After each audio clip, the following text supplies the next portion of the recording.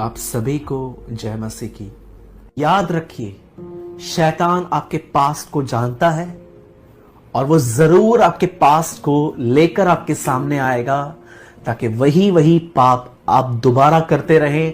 और कई बार आपको एक अंदर आपके अंदर एक वो बात डाल देगा कि आज आखिरी बार कर ले, कल से फास्टिंग करना, प्रेयर करना, कल से छोड़ देना। मुझे एक बात बताइए, जो व्यक्ति आज कंट्रोल नहीं कर पाया वो कल कैसे करेगा? Not possible. मैं आज आपको बाइबल मुकद्दस से एक ऐसे व्यक्ति को आपके सामने ले आना चाहता हूं। जरा देखिए, कुछ ही टाइम में वो कितनी बार गिरा और प्रभु ने उसके साथ क्या किया। मैं बिलीव करता हूं कि आज का संदेश उम्मीदों से भरा हुआ है, होप से भरा हुआ है। आप जानते होंगे कि यीशु ने सबसे पहले जिस चेले को अपने पास बुलाया था उसका नाम था पतरस। बाइबल बताती है कि पतरस अपनी बोट में, जैसे वो रोज जाता था, अपनी बोट में गया मछलियां पकड़ने के लिए, पर बाइबल बताती है उसे कोई मछली नहीं मिली। थक कर, हार कर, 100 जगहों पे जाल फेंक फेंक कर जब उसे कुछ नहीं मिला, तब वो सवेरे आया और उसने क्या देखा? जिस किनारे पर वो आया वहां पर यीशु मसीह परमेश्वर के राज्य का प्रचार कर रहे थे। और जैसे यीशु ने प्रचार पूरा किया, आप देखिए, एक जगह तो ऐसा भी बताया गया है कि एक्चुअली जीसस ने उसकी बोट मांगी थी और वहीं पर खड़े होकर प्रचार किया था। एक गॉस्पेल ऐसा भी बताता है। लेकिन मैं आपको बताना चाहता हूं, ये कॉन्सेप्ट नहीं है आज, लेकिन आज मैं आपको यह बताना चाहता हूं कि जैसे पतरस ने प्रभु को अपनी बोट दी, प्रभु ने उसे बोट भरकर दे दी। याद रखिएगा, खुदावन उन्हें भरता है जो अपना खालीपन उसे देते हैं। आप में से कितने लोगों ने ऑब्जर्व किया, पतरस ने अपनी खाली बोट उसे दी थी पर खुदावन ने उसे भर के दी। आप में से जो व्यक्ति अपना खाली जीवन उसे देगा वो उसे भरेगा। आज देखिए, बहुत सारे लोगों को प्रभु भर नहीं पा रहा क्योंकि वो ज्ञान से भरा हुआ जीवन ही उसके पास लेके आते हैं। वो एक प्रेयर नहीं करते हैं, जस्ट वो अपनी डेली रूटीन में जीते हैं। वो ऐसे मन खुदा के सामने लेके जाते हैं जैसे वो सब कुछ जानते हैं और सिर्फ खुदा को कहते हैं तेरा धन्यवाद तूने दिया। पर कितने लोग हैं हर दिन अपने आप को प्रभु के सामने खाली करते हैं, अपनी कमजोरियां उसके सामने उंडेलते हैं, अपने शॉर्टकमिंग्स उसके सामने उंडेलते हैं और बिल्कुल साफ लफ्जों में प्रभु को कहते हैं कि प्रभु मुझे आज भी कुछ नहीं आता, मुझे भर और मुझे सिखा। परमेश्वर भरे हुए जीवन को नहीं पर एक खाली जीवन को भरता है। इसीलिए काना में जो मटके खाली हुए, खुदावन ने उन्हें भरा। एलीशा उस मटके में तेल भर रहा था विधवा को कहकर जो खाली हो चुके थे। मेरे भाइयों, मेरी बहनों, पतरस को मछलियां मिली और बाइबल बताती है पतरस ने अपनी जिंदगी का सबसे बेहतरीन काम किया। उसने सब कुछ छोड़ दिया और वो प्रभु के पीछे हो लिया। प्रभु के पीछे चलते चलते चलते चलते आप देखिए, उसने एलिया और मूसा से मुलाकात की, उसने दूर से उन्हें देखा, पहचान लिया। आप देखिए, पतरस ही वो व्यक्ति है जिसे वादा किया गया कि उसके ऊपर कलीसिया बनेगी। आप देखिए, पतरस ही वो व्यक्ति है जो पानी पे चला। पतरस ही वो व्यक्ति है जिसके साथ यीशु घर गया उसके और उसकी सांस को उसने चंगा किया। और पतरस ही चेलों में से पहला व्यक्ति है जिसने यीशु को कहा कि आप परमेश्वर के बेटे मसीह हैं। एक दिन यीशु ने उसे साफ साफ कहा कि मैं मरूंगा, गाड़ा जाऊंगा और जी उठूंगा। इसी पतरस ने प्रभु यीशु मसीह को क्या कहा? मैं आपके साथ बंदी गृह में जाने के लिए तैयार हूं, मरने के लिए तैयार हूं। लेकिन यीशु ने कहा तू मेरा इनकार करेगा। और बाइबल बताती है कि एक टाइम ऐसा आया जब जीसस अरेस्ट हुआ, इसी पतरस ने डर में आकर, वो जानता था इस टाइम पे ये कहना कि यस मैं जीसस के साथ हूं, अपनी मौत को दावत देना है।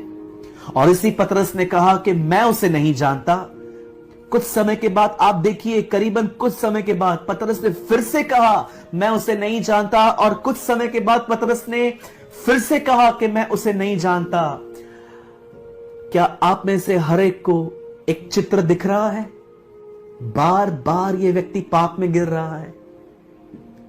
इस बाइबल का सबसे बड़ा गुनाह जानते क्या है? इस बाइबल का यीशु का इनकार करना क्या कहा प्रभु ने? जो मनुष्यों के सामने मेरा इनकार करेंगे, मैं स्वर्गीय पिता के सामने उनका भी इनकार कर दूंगा। अकॉर्डिंग टू बाइबल सबसे बड़ा पाप जानते हैं क्या है? अविश्वासियों के लिए गॉस्पेल रिजेक्ट करना और बिलीवर्स के लिए दूसरों के सामने एक सीक्रेट बिलीवर की तरह रहना। पतरस ने क्या किया? इनकार किया। आज भी बहुत सारे लोग अपनी लाइफ से इनकार करते हैं, बैग में छुपा के बाइबल लेके जाते हैं। कोई उनसे पूछता है कहां गए थे? हम तो यहीं पास में गए थे, जबकि वो चर्च गए थे। मेरे भाइयों, मेरी बहनों, बाइबल साफ कहती है जो मेरा इनकार करेंगे वो परमेश्वर के सामने मैं भी उनका इनकार करूंगा। Even the Bible says last days में बहुत सारे लोग अपनी लाइफ से उसको डिनाई करेंगे, क्योंकि उन्हें पता है कि अगर हमने जीसस को मान लिया तो हमारे ऑफिस में कुछ इश्यूज होंगे, हमारे फ्रेंड्स हमारा मजाक उड़ाएंगे कि ये पार्टी में नहीं आता, ये बियर नहीं पीता, ये ड्रिंक नहीं करता, ये नहीं करता। लोग तरह तरह की बातें करेंगे कि तुम धर्म बदल चुके हो, तुम्हें पैसे मिले हैं मसीह बनने के, वगैरह वगैरह।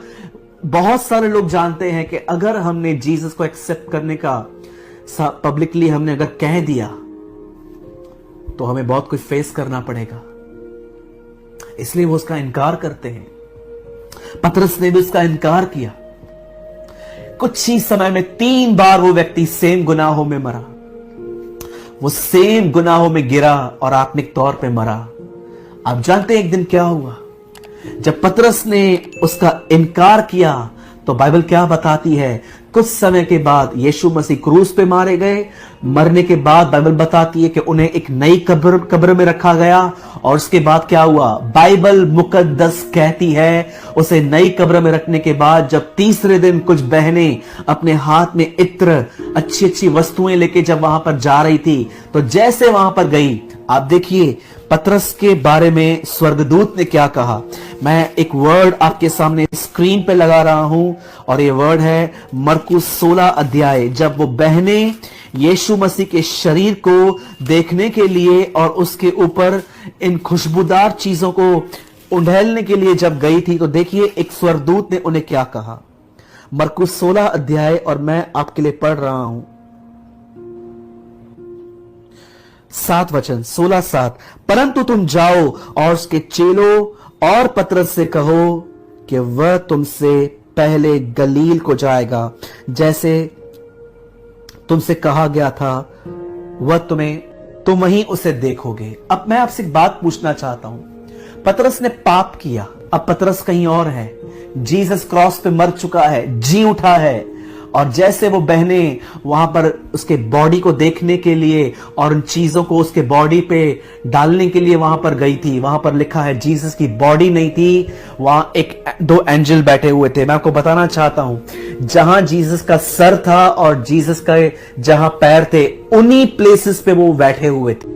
लिखा है एक पैराने और एक सिरहाने वहां बैठे हुए थे, और वो लोग कहते हैं जाओ उसके चेलों को और पतरस से कहो वो जी उठा है। मैंने अपनी बाइबल में ऐसा लिखा है, जाओ जिसने पाप किया उसे जाके कहो वो तुझसे मिलना चाहता है। आप जानते हैं जो पतरस से हुआ वो उसका पास था।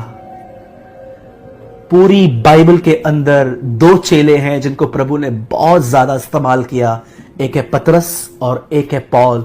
इन दोनों का पास्ट बहुत ही खतरनाक था। पॉल विश्वासियों को पकड़ पकड़ के मारता था, जेल में डालता था, और पतरस ने उसका 3 बार इनकार किया। और खुदावन ने ऐसे लोगों के साथ मुलाकात की, वो पौलुस से भी मिला, वो पतरस से भी मिला, वे माफ किए गए, वे आत्मा से भरे गए और खुदावन ने उनका उपयोग किया। आप जानते हो यहां पर पतरस के लिए क्यों लिखा गया है कि जाओ उसे कहो मैं जी उठा हूं और मैं उससे मिलना चाहता हूं, क्योंकि पतरस उन दिनों में निराश था। पतरस कहां ना कहां अपने आप में यह सोच रहा था कि मैंने ये क्या किया। आप यूहन्ना 21 अध्याय पढ़ के देखिए, पतरस ने होप छोड़ दी थी कि मैं उसका चेला हूं। पतरस 21 अध्याय यूहन्ना में लिखा है कि वो वापस वहां पर अपने काम में चला गया था और चेलों को भी ले गया था। मेरे भाइयों, मेरी बहनों, मैं आप में से हर एक को कहना चाहता हूं, आपके जिंदगी में पास्ट में कुछ पाप हुए होंगे, आपने व्यभिचार किया होगा, शायद पॉर्न वीडियोस देखे होंगे, किसी गलत संबंध में आ गए होंगे और आपने गंदा किया होगा और वो चीजें आज तक आपको सताती हैं। मैं आपको सबसे पहले आज एक परमेश्वर का दास होने के नाते कहना चाहता हूं, पतरस से भी हमसे बुरे पाप हुए थे, लेकिन यीशु ने उससे मुलाकात की और यीशु ने उससे बात की। यीशु ने 3 बार उससे पूछा, क्या तू मुझसे प्रेम करता है?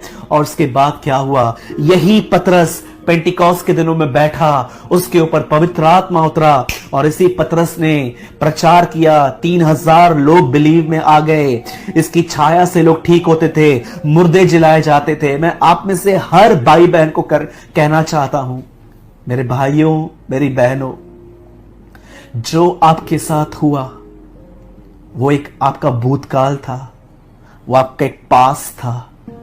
आज वही स्वर्ग का परमेश्वर आप में से हर एक को कहना चाहता है, मेरे बेटे, मेरी बेटी, मैं तुझे माफ करना चाहता हूं। मेरे पास आ, मैं तुझे माफ करूंगा, मैं तुझे साफ करूंगा, मैं तुझे अपनी आत्मा से भरूंगा और मैं तेरा उपयोग करूंगा।